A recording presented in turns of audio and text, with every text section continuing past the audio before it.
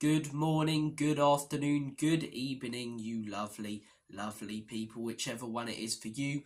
Welcome back to Lilywhite Lane. I hope that you're all having a really good Saturday and weekend, wherever you are, and whatever you are planning to get up to. How are we all doing on this fine Saturday? Personally, I'm absolutely riddled with cold, so living the dream at the minute, but nevertheless, there is a big game in the Premier League tomorrow and a big game for Tottenham Hotspur as the boys are set to travel up north to take on Manchester United. United versus Spurs at Old Trafford, the theatre of streams, and I'm looking forward to it. I get that the opposition haven't been great, but 3 wins in a row for Spurs, as I say.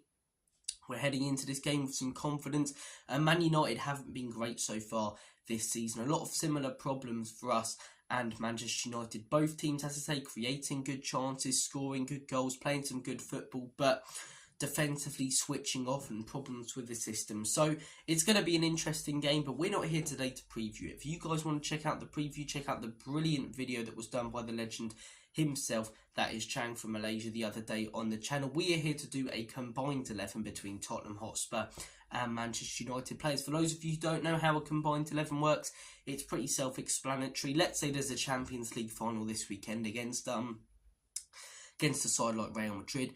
I've got to choose the best 11 possible with all Manchester United and all Tottenham Hotspur players available. And look, I don't think this combined 11 is going to be as competitive as previous ones have been between Spurs and Manchester United. That's a little spoiler before we even delve into it. But look, let's start things off in goal. Onana or Vicario? For me, it's got to be Vicario all day. I get that I did the video earlier this week about Vicario potentially becoming a liability from set pieces, but his shot stopping is second to none at the minute, in my opinion, in the Premier League. He makes one world-class save at least in every single game. And whilst Onana commands his box better, he doesn't do anything else better. His distribution, in my opinion, is nowhere near as good as Vicario's.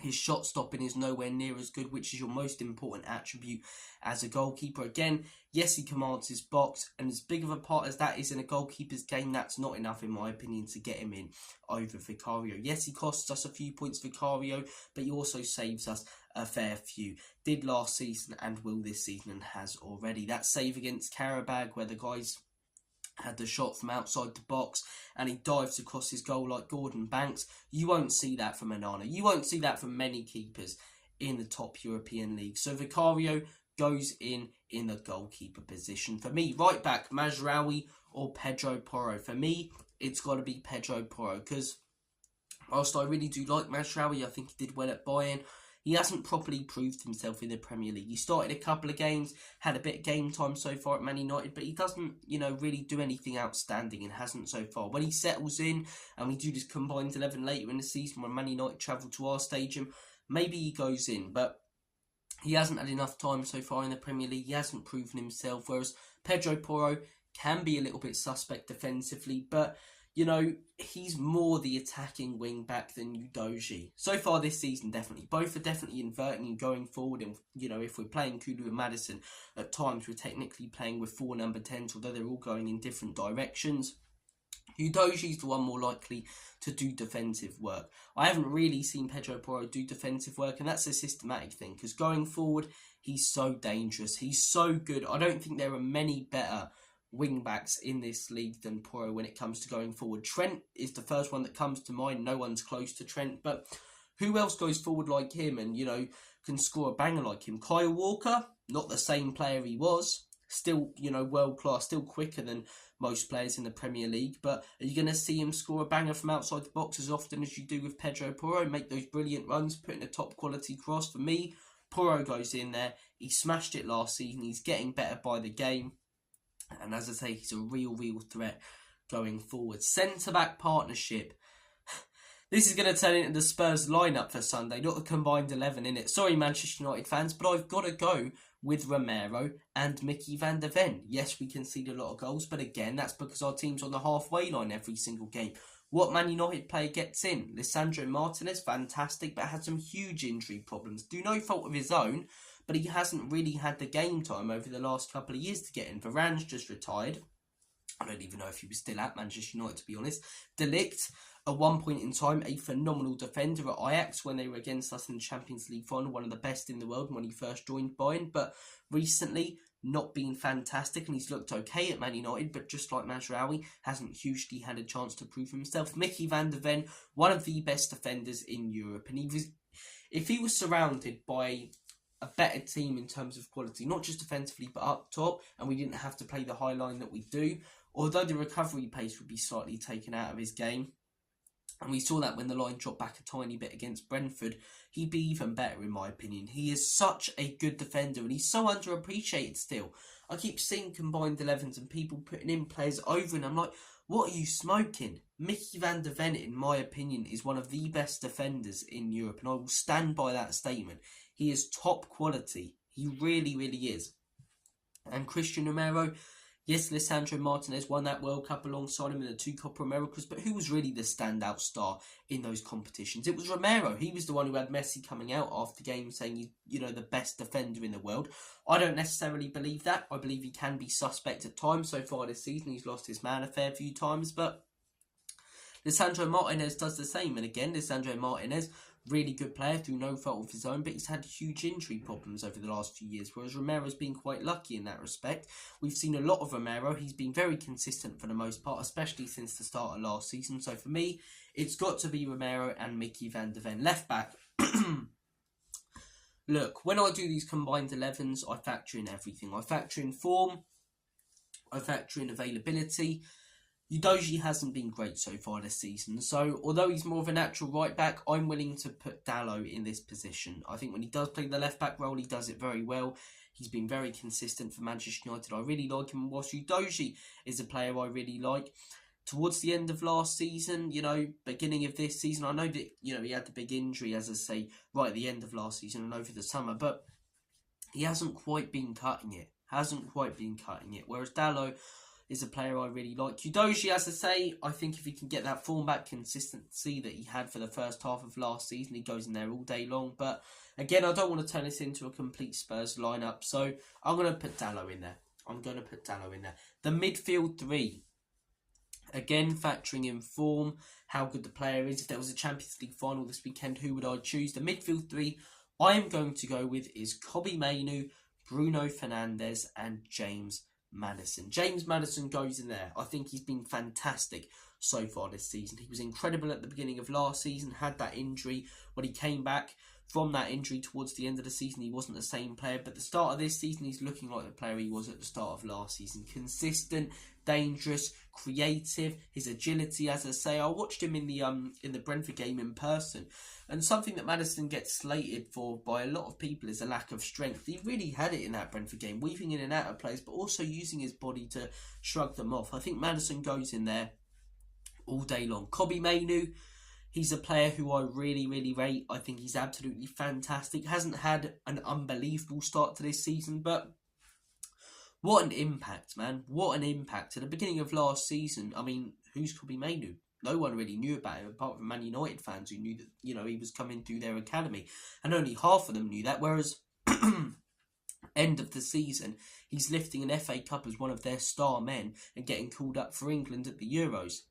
He was incredible. He was absolutely incredible. The impact that he made, the goals that he was scoring, the player that he was at the end of last season. Again, he's been very solid this season, yet to really pick up that form, but I believe that he will. He's such a young, exciting player, and for me, Kobbie Mainoo has to go in there, because you're looking at those positions, as I say, attacking midfielders. I'm going with Maddison and Bruno in defensive mid.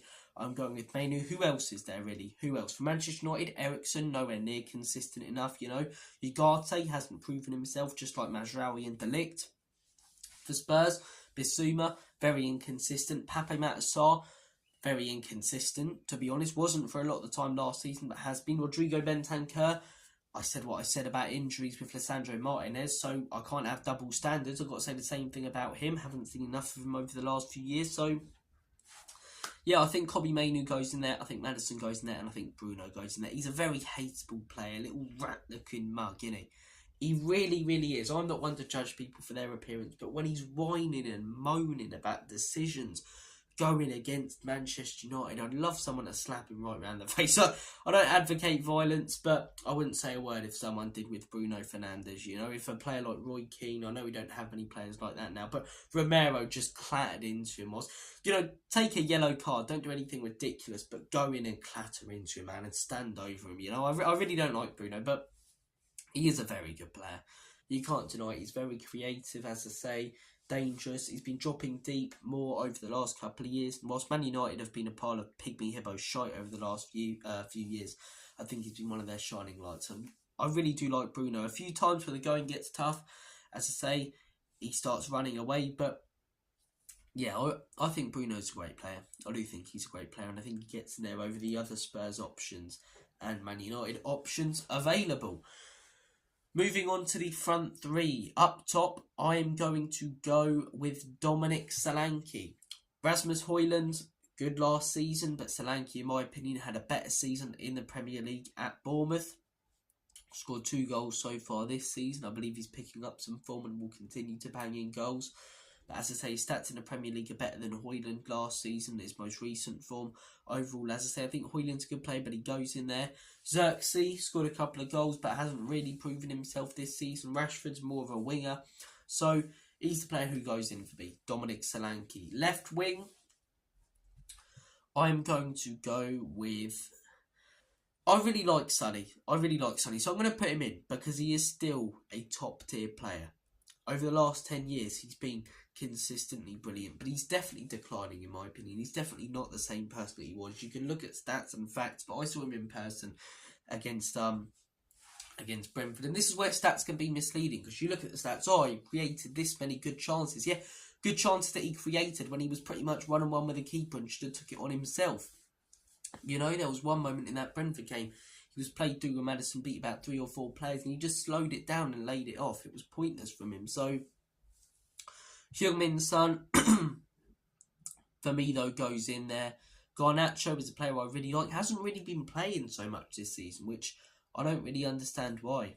I really don't. But Heung-min Son goes in there over Garnacho for me. And right wing, Kulusevski, been one of our best players this season. Amad Diallo, good player, but again, haven't really seen loads of him.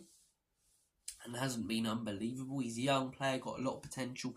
Like Kobe Mainoo, maybe not as much as him, but I really do like Hamad. But Kulusevski's been quite consistently good in the Premier League, so for me, he goes in there. Manchester United fans, don't come for me. I've put 3 of your players in. I do apologise. United over City and all that.